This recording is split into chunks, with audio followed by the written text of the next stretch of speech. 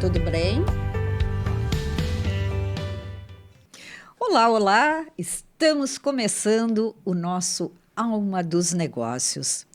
O mundo mudou e a velocidade com que as coisas estão acontecendo nas nossas vidas, elas também estão nos deixando de cabelo em pé. Nós estávamos acostumados com um outro ritmo e de uns anos para cá, com a chegada de novas tecnologias e também novas exigências de comportamento, de consumo, estão fazendo com que a gente também tenha que tomar decisões, às vezes, quase que imediatamente.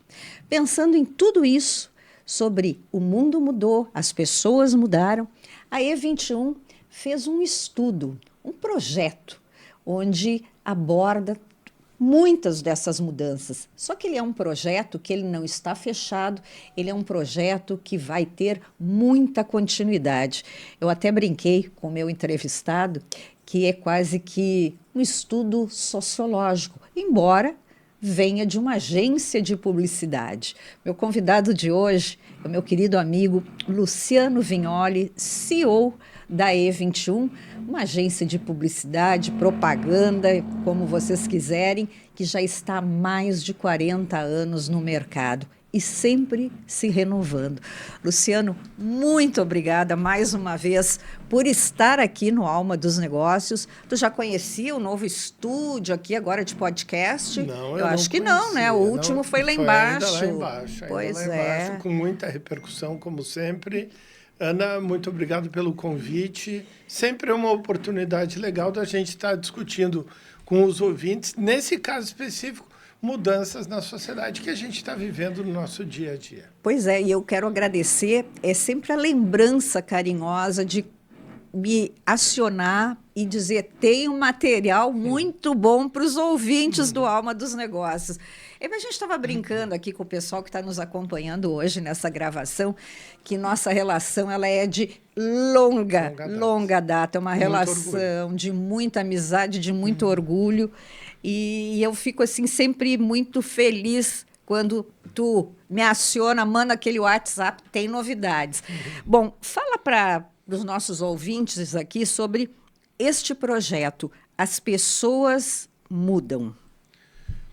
Nós estávamos numa mesa de trabalho com várias mulheres em torno dessa mesa e um cliente, nós perguntando sobre target de um produto, público-alvo de um produto, e o cliente, de uma maneira um tanto simplificada, quase simplista, diz assim, meu público é a dona de casa. Só que, em volta daquela mesa, havia 4 donas de casa.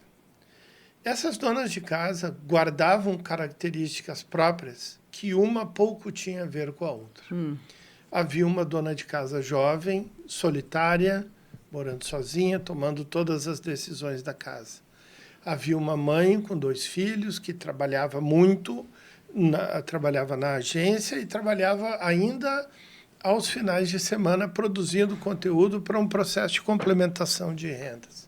Enfim, o que eu queria dizer é que haviam 4 perfis de mães ali e de donas de casa, e como é que a gente caracterizaria esses movimentos? E a partir dessa construção, nós fomos um pouco mais fundo e pensando, vamos estudar alguns estratos sociais e fazer um entendimento de quanto a sociedade mudou, mas fundamentalmente, quais são as oportunidades de comunicação para as marcas, que esse é o nosso trabalho. Sim. Quais as oportunidades de comunicação para as marcas e de produtos que, eventualmente, elas não estão atendendo. Nosso viés não é dizer para o cliente, discutir o público que ele atende, mas alertar, jogar luzes para, eventualmente, públicos que eles estão deixando de atender, porque talvez não estejam enxergando na sua integridade e complexidade. Essa é a gênese do projeto. As pessoas mudaram. E, a partir disso, fomos estudar segmentos sociais diferentes. Bom, eu comecei a acompanhar as redes sociais de vocês, entrei no site, na página da agência, depois, quando a gente estava combinando aqui a entrevista, e fiquei muito impactada com assim, a quantidade de conteúdo que vocês estão disponibilizando. Quanto tempo levou até esta ideia, até essa conversa na mesa e ter botado agora este primeiro bloco na rua? Foram 120 dias, porque nós tivemos uma hora, Ana, que tomar o juízo de dizer chega. Chega. Porque assim, a diversidade de comportamentos da sociedade hoje é absolutamente impressionante. E a gente sempre colocou uma questão. Nós não queremos esgotar o assunto, não é o nosso trabalho não é esgotar um assunto de qualquer um deles, até porque há temas aqui de maior complexidade. Nosso trabalho realmente, como agentes de marketing, é mostrar para as empresas as oportunidades que elas eventualmente estão deixando de aproveitar. Bom, por enquanto são 9, vocês estão chamando de 9 pilares? 9 estratos. 9 estratos. Bom, eu vou te fazer, começando porque me interessa, interesse próprio. O primeiro extrato que eu quero que tu fales é sobre quais são as inquietações e aspirações das mães modernas. Nossa. Coitadinhas, eu quero dizer que eu fico com uma pena. Sim. Eu já passei, eu já não sou mãe moderna, eu sou mãe velha. Sim, e eu quero te dizer que tu não poderias ter escolhido o melhor tema para a gente começar. A gente sempre, quando a gente vai chegar nas mães, a gente passa claramente por um funil de mulheres. E a gente tem hoje 52% dos lares brasileiros já economicamente liderados por mulheres. 52%. E aí a gente começa a entrevistar essas mães e buscar os dados, e a gente começa a ver comportamentos muito curiosos, alguns até desafiadores, porque quando a gente pergunta numa palavra como define o que é ser mãe hoje, a palavra que vem é difícil. Nossa. E aí nós vamos abordando esse grau de dificuldade e tem algumas coisas nelas que vai ficar muito clara para as ouvintes, e a gente tem visto uma identificação do público feminino das mães. Quando a gente está fazendo as palestras, elas dizem, essa aí sou eu, essa aí sou eu. Que é um processo de culpa. A palavra hoje que orienta uma mãe é culpa, ela está sempre culpada. Então, por que ela está culpada? Se ela está em casa, ela pensa que ela deveria estar trabalhando para gerar mais para os filhos. Se ela está trabalhando, ela pensa que a casa podia estar melhor cuidada. Se ela está cuidando da casa, ela pensa que poderia estar estudando para se desenvolver e ter uma profissão ainda melhor para os filhos. Se ela está sentada com os filhos, trabalhando em casa, olhando eles, mas presente ali, que já é uma coisa, ela diz, eu não deveria estar no computador, eu deveria estar no chão, lendo as coisas com ele. Se ela está acompanhando o filho no colégio, ela pensa, eu devia estar dando uma atenção para o coitado do marido, que nesse assunto já é prioridade 3 ou 4 dentro dessa relação. A culpa é um estado permanente das mães hoje, é um estado emocional permanente. A mãe parece que está sempre no lugar errado. Ela está sempre na circunstância errada, no lugar errado, porque ela tem que estar de olho em tudo. E hoje, como 52% lideram economicamente o lar, ainda tem uma visão de que como eu consigo ganhar mais dinheiro para trazer coisas melhores ainda para meus filhos e para casa. Então, as mães vivem uma relação com as marcas de uma certa insatisfação com o que elas estão vendo em termos de comunicação. Por exemplo, quando elas enxergam aquele estereótipo da família perfeita, tudo arrumado. A Margarina, aquela família Margarina. E a gente parece que está vendo o cheirinho das crianças no filme. Elas dizem, essa não sou eu. Quando, eventualmente, a gente confronta ela sobre uma realidade de uma casa um pouco mais confusa, eu não quero ver minha realidade assim. Então, elas mesmas têm uma dificuldade de se colocar no mundo, mas tem uma palavra que elas dizem para as marcas. Gostaria que as marcas, os produtos que fossem entregues para meus filhos, fossem de uma marca parceira. Vou dar um exemplo do que é uma marca parceira. Hoje há uma guerra e uma luta contra os alimentos ultraprocessados. E quando elas lotam um carrinho de supermercado com pizzas congeladas, com lasanhas congeladas, com pratos congelados, ela faz aquilo ali com o quê no coração? Culpa. E ela diz, eu gostaria de servir algo para meus filhos que fosse legal, que fosse uma comida show, que fosse algo que eles gostassem, mas que eu não entregasse isso, a culpa disso aí. Outras circunstâncias das mães muito curiosas. A dificuldade, por culpa, de dizer não. Então, o filho exige gritos de atenção, de quero ver esse programa, de quero ter o celular, e ela está tão carregada de culpas que a tendência é ela dizer sims demais. E ela sabe que ela está criando uma pessoa, uma criança com uma deficiência de limites. E que talvez isso, ao longo da vida, vai cobrar um preço dessa relação. Aliás, né, as empresas já estão sentindo um pouco a chegada desses mimimis, não, Luciano? Tu tens uma empresa, eu também, a gente sabe disso. Sabe bem como é. E a gente vê exatamente esse nível de construção e o sentimento que está lá na base é essa relação. Até tem uma curiosidade aqui que os ouvintes acho que vão curtir. Quando a gente pergunta para as mães, para as mulheres, elas estão sempre no lugar errado. Quando a gente pergunta para os homens, eles estão sempre no lugar certo. Então, quando eles estão jogando bola, eles estão dizendo, porra, preciso fazer meu exercício. Se eles estão no boteco enchendo a cara com os amigos, meus amigos, como é que eu não vou ter amigo? Eles estão sempre no lugar certo. Quando a criança liga para eles no trabalho, eles dizem duas coisas. Pô, o pai está trabalhando. E a segunda é, fala com a tua mãe. Essa dicotomia reflete bem, obviamente que eu estou fazendo uma generalização. Sim, mas há casos específicos, mas a gente claramente parece que a gente está enxergando os personagens na frente e quando a gente faz as palestras eles riem porque eles sabem que no fundo essa é a relação, uma relação pesada e portanto difícil para as mães. Bom, vou aqui para uma outra que eu achei também muito interessante, que é os solitários, que vivem uma contradição, hiperconectados no digital e sozinhos na vida real. Dá para acreditar isso? Dá. Dá para gente Eu conheço vários, assim, pois é. Mas, Ana, não, sabes que muito triste. No desenvolvimento do trabalho, a gente se surpreendeu com isso. Por quê? Porque a gente está vivendo esse mundo louco de hiperconexão e rede social para cá, rede social para lá, o WhatsApp aqui, milhares de modos de se comunicar. E a gente, antigamente o Facebook chamava as pessoas ali, os seguidores, de amigos. Quantos amigos a gente tem?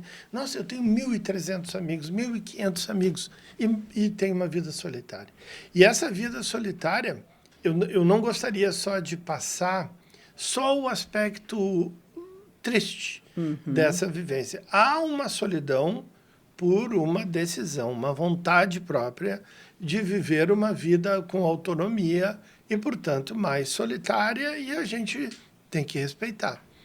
Mas quando a gente olha que um número muito alto de pessoas jovens, tipo 46%, não namoraram no último ano, aí a gente fica pensando, o que eles estão construindo e sem entrar no mérito do tipo de relação, sim, que inclusive a gente trabalhou num outro extrato, os tipos de relacionamento, mas elas estão vivendo, têm hábitos assim profundamente próprios, uma vida toda fechada.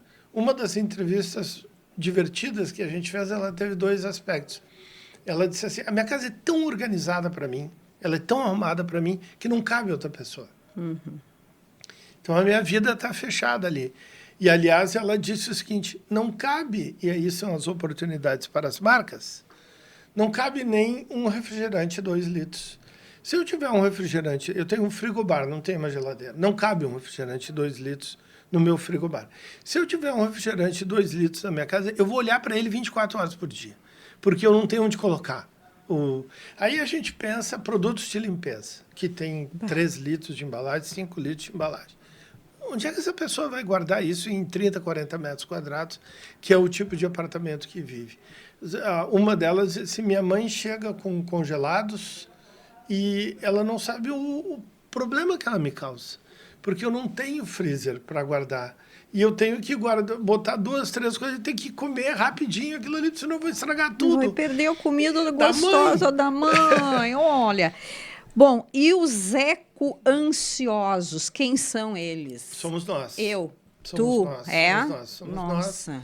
E vivendo assim, nós estamos aqui em vésperas de Super El Niño, tentando prever os efeitos que isso vai acontecer, que podem acontecer na nossa cidade. Cai uma chuva mais forte, a gente entra em pânico. Para de chover, a gente entra em pânico porque o preço dos alimentos vai disparar em função da seca agrícola que pode gerar. Então, nós estamos vivendo... Fora isso, a gente não pode mais tomar água da bica, a gente tem que estar tomando água mineral o tempo inteiro, porque a gente acha que a água que a gente está consumindo não é apropriada, o ar que a gente respira não é apropriado. Então, nós viramos... daí a gente pensa, não, mas espera aí, tem um exagero nesse processo. Não tem. As pessoas não estão só perdendo o sono, como estão perdendo a esperança.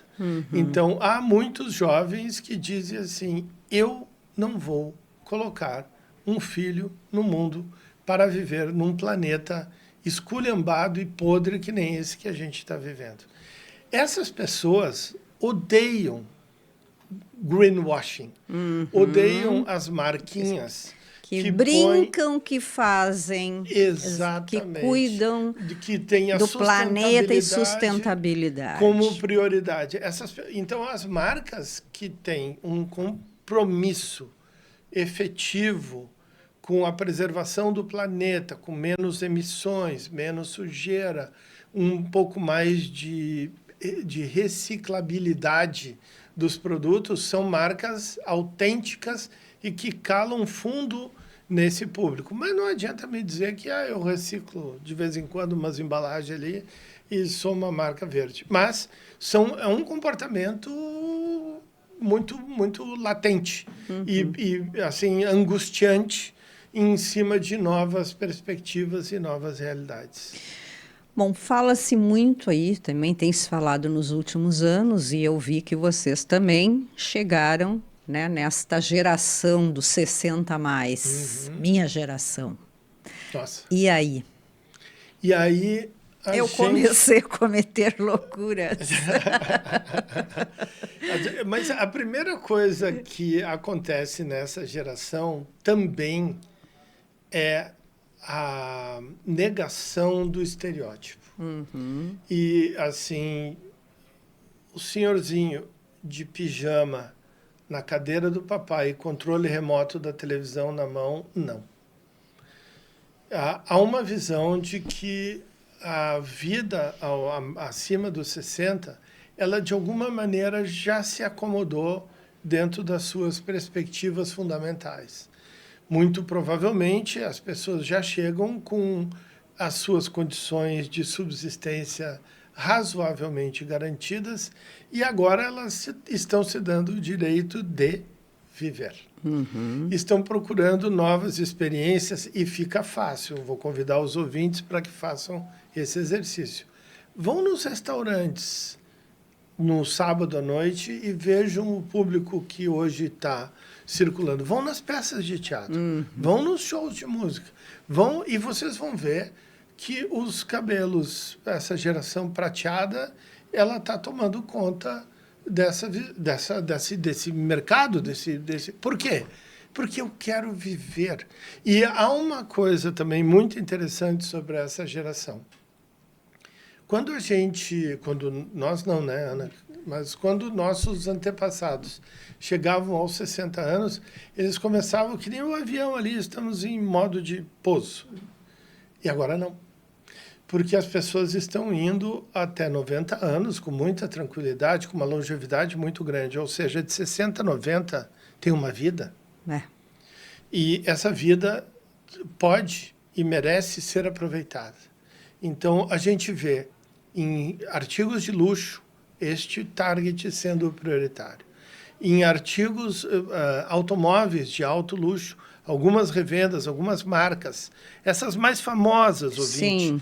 que a gente tem no nosso imaginário como marcas de luxo, 65% do consumo é da geração 60+, que diz assim, cheguei lá, posso comprar esse carro e passear me dando o prazer hedonista de dizer, vou viver o resto da minha vida desta maneira. Essa semana eu vi um postzinho, era meio que uma brincadeira, dizendo que bom que a geração, que os 60 de hoje não são os mesmos de ontem. Aí tinha o Brad Pitt e o George Clooney, né, mostrando um com 62 e o outro com 64, os dois agora lançando um filme, e o Clint Eastwood também, né, com 90 e tantos fazendo filmes, quer dizer, é um cara que continua produzindo e nunca quis parar. Exatamente. Bom, o meu querido amigo, né, o Guilherme Vivian já nos deu aqui o sinal e nós vamos ter que já parar o papo maravilhoso, mas o Luciano, ele vai continuar toda semana agora na Band News, nas nossas pílulas, e ele vai seguir de segunda a sexta, sempre vai ter aqui uma pergunta e uma resposta, a gente vai continuar falando um pouco mais sobre este lindo projeto.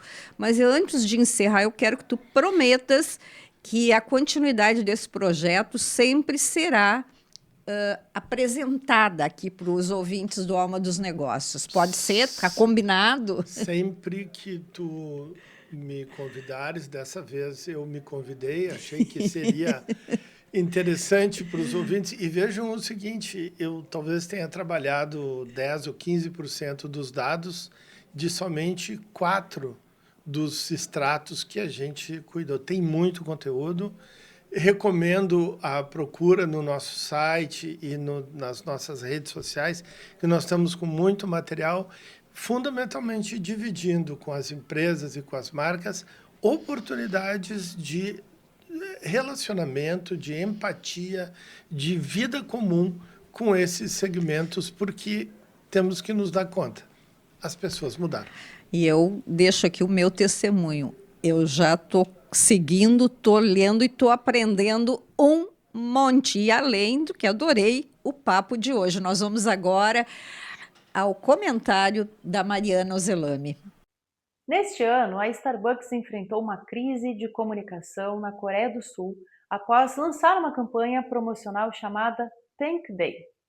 O problema é que a ação coincidiu com uma data historicamente sensível para os sul-coreanos, associada a um dos períodos mais traumáticos da história do país. O que parecia apenas uma campanha comercial rapidamente se transformou em uma crise de reputação.